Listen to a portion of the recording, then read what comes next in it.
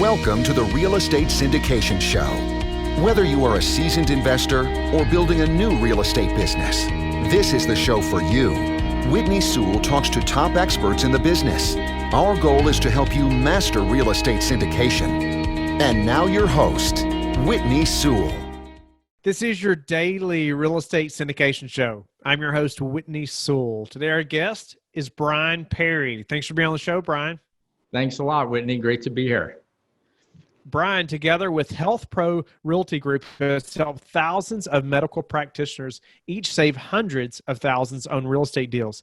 He's a military veteran, an Ironman triathlete, and on his third career. I think he's about 150 years old. No, I'm just kidding. Not at all. But, man, he's accomplished a lot.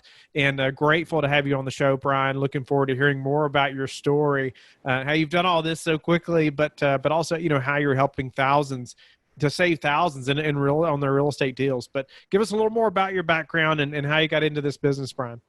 Yeah, well, it's been a long journey. I think a lot of people can probably relate to that. But of course, I went in the military, deployed a few times, and then kind of said, okay, I want to see what it's like on the normal people side of working in business. So worked in New York for a little bit, got a feel for that. I really wanted to be in finance because I think understanding numbers, it helps with anything you're doing in business. So I did that for a while, got my MBA, somehow fell onto a military recruiting site, and I looked down and I saw commercial real estate, and I was like, you know what? A long time ago, I read a book by Donald Trump called Think Big and Kick Ass.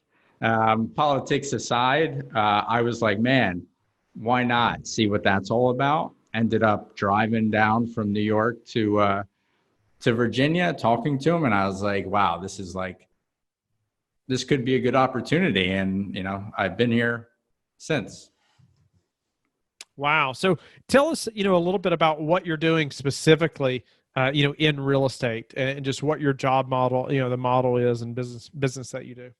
Great. So in commercial real estate, I feel everyone has some kind of specialty they work on, and our specialty is healthcare.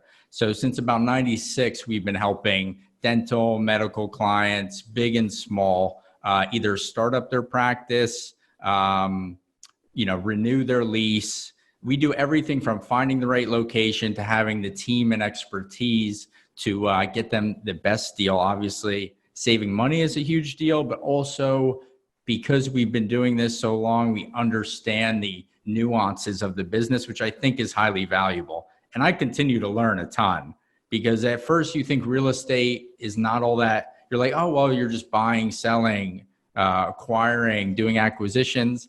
And you might not think you might think it's dollars and cents, but in reality, there's a ton of nuances and you provide a ton of value to clients. And once you realize that, you become more of like a giver in the business. How do you market yourself to that kind of client? Well, I will tell you, I have been on LinkedIn, and I knew first off that more than likely doctors are not going to be on LinkedIn as much. They're just not business people. They're very smart, but they're not on LinkedIn as much. They're embedded in their career. So what I do is basically what I think a lot of people in the business tell you to do. I make cold calls. I've hired somebody to make some calls, test out a few things, very politely call up. I've handed out flyers. And a lot of times it might be connecting through somebody the company knows, in a sense, the warm intro, and also networking with, I was just talking with someone that does, what does she do? Like helping with malpractice and these other attorneys. And, once you get comfortable with someone, the referrals come in. And I was just referred a big client in New York that is pending, but I'm very hopeful. So a lot of different avenues. Nice. Right. Yeah, no, that's some great advice there. It's just that, as the listeners also building their investor base of doctors or whoever, it's interesting just to get your take on how you're finding these people, and that they're, thinking through that they're not business people. They don't have time to spend, an hour on social media every day, most of the time, or don't want to spend it there. But you're finding other ways to find them and to reach out to them. And I imagine there's listeners that are trying to do the same thing. Tell me about how you're helping them, find real estate deals, and maybe you can dive in a little bit to the types of properties they're looking for. I know we have some listeners who are into the medical real estate space, and I think that may be really good for them to know. So the latest info, I'm always trying to figure out how the market is going, and basically healthcare, medical buildings, MOBs they call them, are a very good and safe investment. So in the market, there's interest by private equity and small groups to kind of buy up these smaller practices because they do offer a good return. Like they're a good business. In terms of finding the space, we use CoStar to kind of see what's going on in the area, and there's a lot. There's retail sphere. Somebody reached out to me from there. There's a lot of different ways to go about finding that. Finding the space isn't the hardest thing in a sense. It's more finding the right space, going in there, making sure it's a good fit for them, making sure the price is there, their equipment can go in there. It's compliant with handicap regulations and everything. And then there's all these nuances. So for instance, I almost thought I was going to walk away from a startup deal from the beginning of Corona, because at the end, I was told something that I didn't know from the doctor in the beginning. And there's always these things that could totally break a deal. And the lawyer on their side was like very opposed to this new request. But sometimes you have to send that walk away email and say, we've tried everything, we're not willing, we can't do this for his practice, because it's a 10-year lease. So you're really signing on for that location. So if you want something and if you want something and it's really important, then you have to, stand your ground, and eventually they might come around. If it's not a main deal point during that negotiation, then it might just be a lot of tough talk from the other side. So tenant representation is fun because the landlord is not your enemy. It's just like you're trying to make sure you understand both sides so that you're getting the best deal, basically. Well, yeah, if we have a medical office space and we are, leasing it, finding a tenant, what's our best avenue for finding that perfect tenant? Maybe you can speak to that person a little bit. The landlord always has somebody that's representing them. A lot of times, these medical clients and doctors don't realize that the landlord representative does not work for them. So their job is to get the best deal. So most of the time you're dealing with the landlord and the attorney and the broker, but they're on the landlord side of the table, and they're going to give you a deal. But if you don't know how to negotiate that deal or what the market rate is, it's very difficult because you don't know if you got the best deal. And that's why we have comps. We're going to look at comps. There's actually really cool data. I know people have their own opinion about CoStar, but you can do a stress case. You can look at go back to the financial crisis, look at those numbers. And then we also know what landlords are thinking because we've had these relationships for so long. And it's just, so that's why we really advise that they do reach out for their real estate stuff. Well, with your background and the success as well, why don't we dive in a little bit to just how you've set up your team and just established yourself in commercial real estate? How did you do that? And I know that's helpful, in your business as far as representing these clients as well. But let's dive in there a little. Well, the first thing we're still working on as a company, we have our site. So we have that established. So that's something I can send people when they want to learn, about the whole team in general. For me personally, I'm like, how am I going to brand myself so that people kind of trust me? And one thing I started with was LinkedIn, because that's just the professional platform. It's like your own website. So if you don't have LinkedIn, I mean, there's Twitter and there's Facebook, which I think is good if you have your own group on Facebook. But for me, I wanted to make sure I had a couple recommendations on LinkedIn, showing that people actually like working with me. That's a good sign. I think I have like 13 varied recommendations, but I think that's important. I've heard different things about what people do, but if you're on LinkedIn, your back page, trying to say what you do. I don't want people to be like confused so much when they come to me. So I did that. I went canvassing. I walked right into the doctor's office and I say, I talk to the front desk person. Very rarely do you always get the doctor. Always look at specific times to go talk to them. Lunch is always at noon, 12 to 1. So you might catch them leaving the office. What else? I've hired somebody for LinkedIn to kind of do an extra bit of reach outs for me.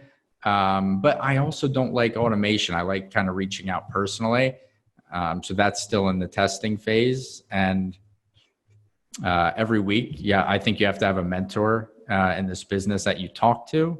I've joined a group of tenant representatives across the country and kind of saw who in commercial real estate is actually active online. And it's not that many, but we do like a mastermind every month. It's the like tenant representation network, I think. But just continue, and like I said this morning, talking to other people in the industry that help your clients, because if there's always an added value to saying like, oh, hey, this person, oh, you have an issue with this, here's this person. So a lot of attorneys, equipment reps for doctors is important, contractors, lenders who are great allies too, because people, just whoever your client trusts, to me is a big deal. The first thing you started off with was like branding for trust, right? How do I brand myself? And it's so important. It's interesting. You talk about the website, you talk about LinkedIn, even getting some help there. Because LinkedIn, I've heard LinkedIn mentioned so many times over the last few weeks on the show. I mean, it is becoming such an important tool. And one thing you mentioned, and you weren't sure if this is the way you wanted to continue to go or not, but you hired somebody to help you. On that specific platform. Can you elaborate on that a little bit? Like, how did you find somebody? Is this a full-time person? Oh, sure. What are they doing a little bit? The first thing I found was Ducks. I know it's a weird name, but it's called Duck Soup. And basically they are an automation tool so that you can reach out. So I have Sales Navigator and I have Duck Soup. So I was trying to, so I'll narrow down in the filters in Sales Navigator, like who I want to reach out to. And then once I have that list, then in theory, I have Duck Soup go. I'll do like a funnel that reaches out to them over a period of time. But what I found is, it's a lot of nuance. You don't want to sell so quickly. Like, it's a relationship business. So if I'm like, hey, I'm going to help you do rep like this, they don't really know me yet. So I think sending out, creating something, a lead magnet that they can look at to get to know you better, maybe a link to a video introducing yourself would be a much better approach. And also hiring, I go on Upwork, Fiverr, because I'm not looking for somebody to do and sales, I've had to do training too. Put together a PDF to make some calls because they're reflecting me when they call. So if they call and they're like, don't know anything about the business, it's not good. I don't expect them. When you call doctors, you're very rarely going to get them.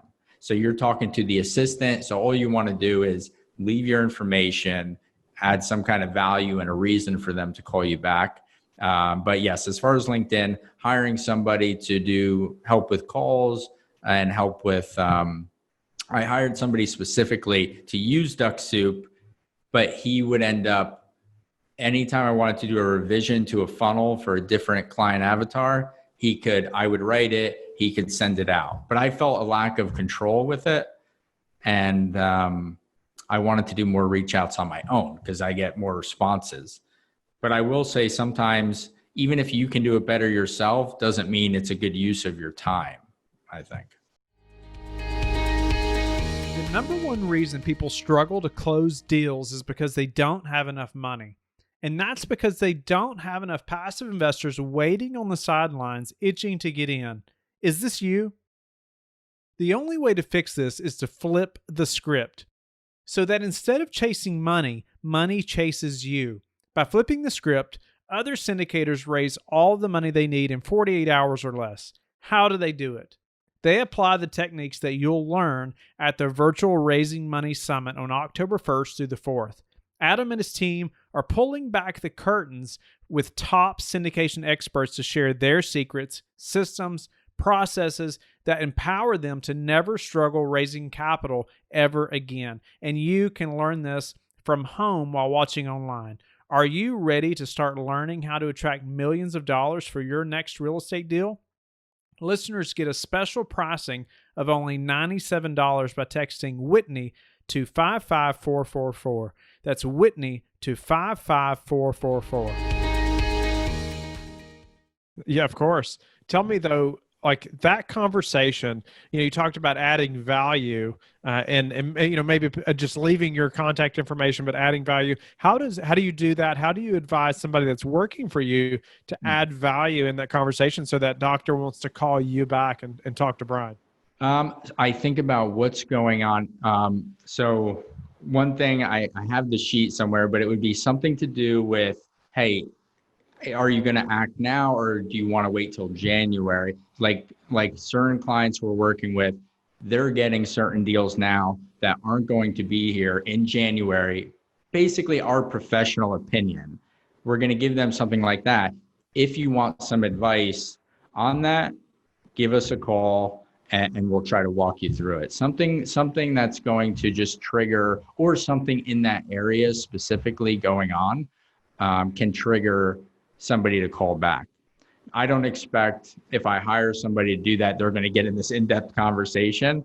It's like the message that making sure the person understands, the front desk or the admin, office manager, what you're calling about. Because if you just say, oh, it's another broker calling about real estate, it's like, oh, okay, well, it's not going to be, there has to be an urgency. Like, hey, and there is a lot of times, if they're within 2 years of their lease or they are like selling their practice, they have a decision to make because it's Corona and hey, they've been in business. This is a time where you can make that decision. They've had time. A lot of them have not been working since March. Some of them stopped in July. So this is their time to think about it now. You also mentioned like having a mentor. We've talked about it many times on the show, and I just stress the importance of having a mentor. And there's tons of different thoughts behind paid, not paid, who this person should be, somebody in your network, somebody not, all those things, adding value to that person so they become a mentor or partnering with them. But what was your thought process behind finding a mentor, and what was their, this thing about that person that made Brian, want to use them?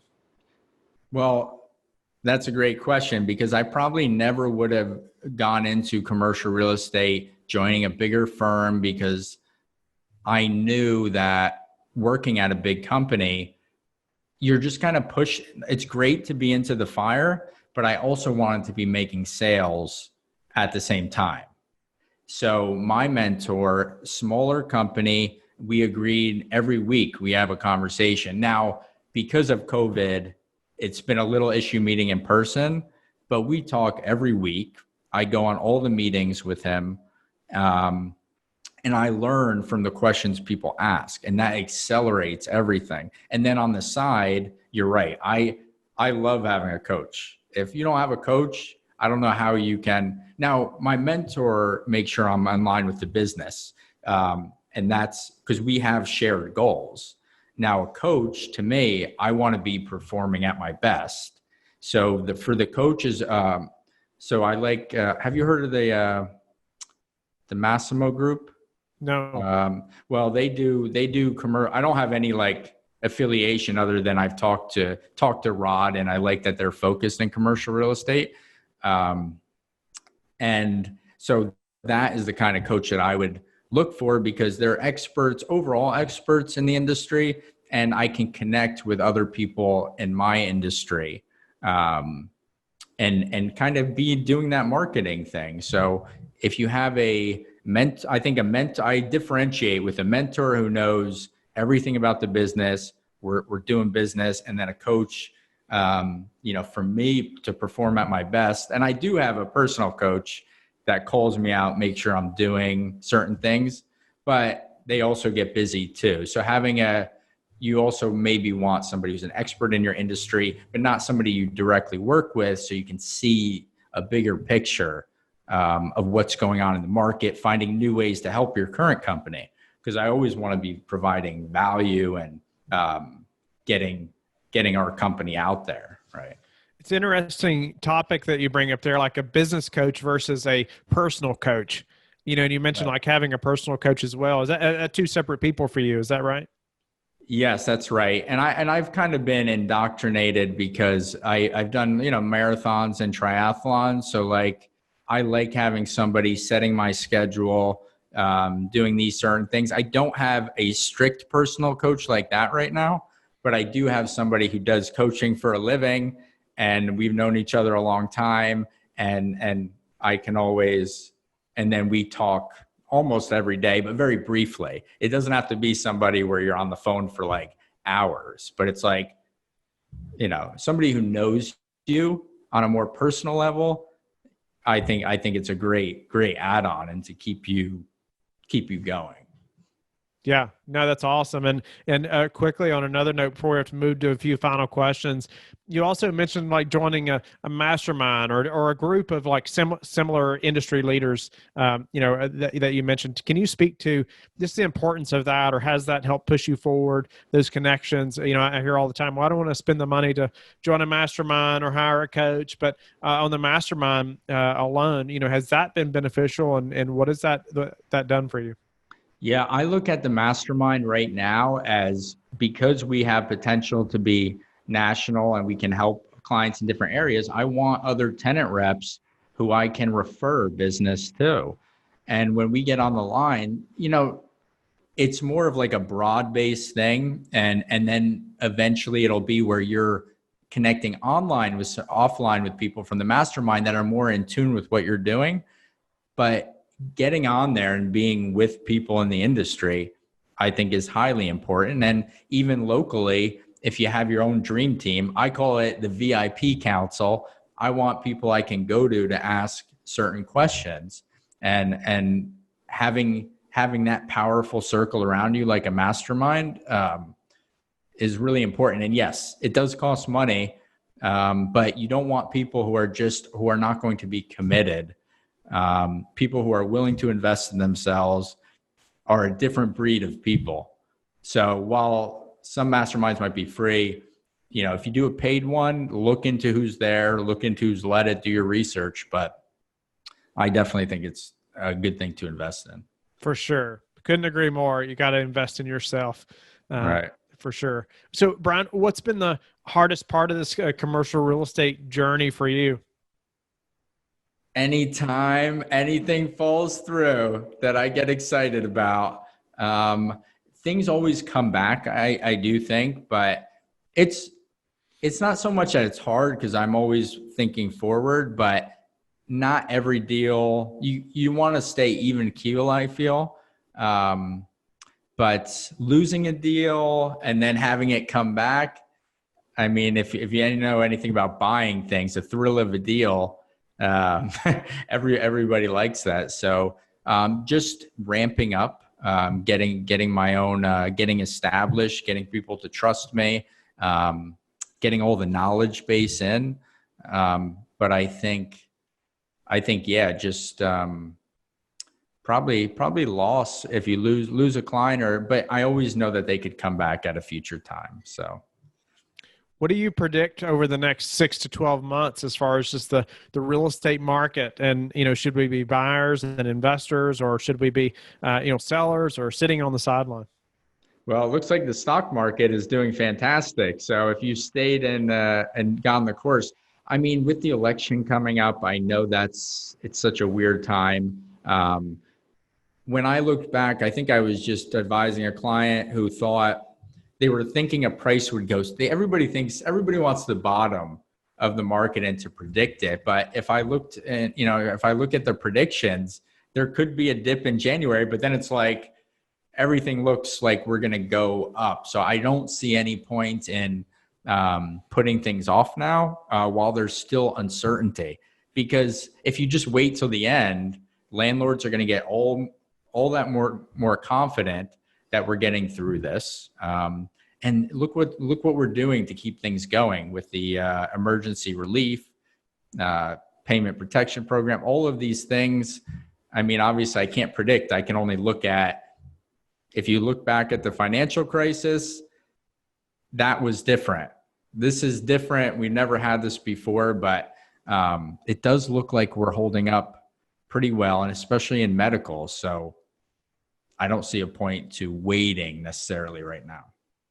What's a way you've recently improved your business that we could apply to our business? I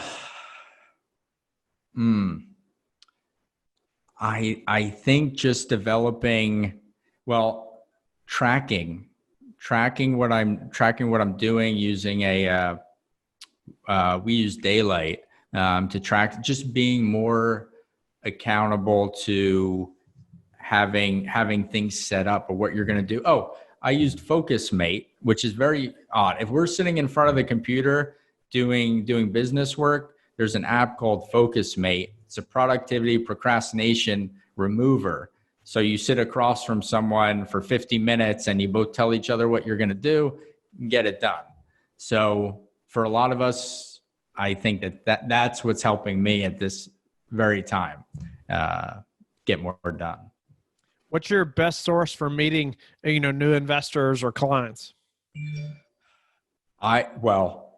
Pre-corona was definitely meeting in person with people. And so I'm always looking for a committee, something Maryland or Virginia oriented that I can just meet more. I looked into Chamber of Commerce, BNI. I'm really looking for just reaching out, go on Google, reach out other people who work in healthcare around you, and they're going to introduce you to people in their network. So that's exactly what happened. So now I have somebody else doing a podcast. They're focused on healthcare and they have similar clients. And then you get into that sphere of influence, whatever the big shots call it.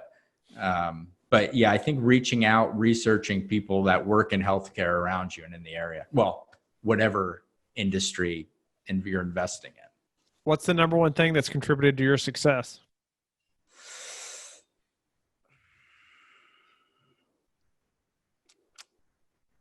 Having a mentor focused on my early development.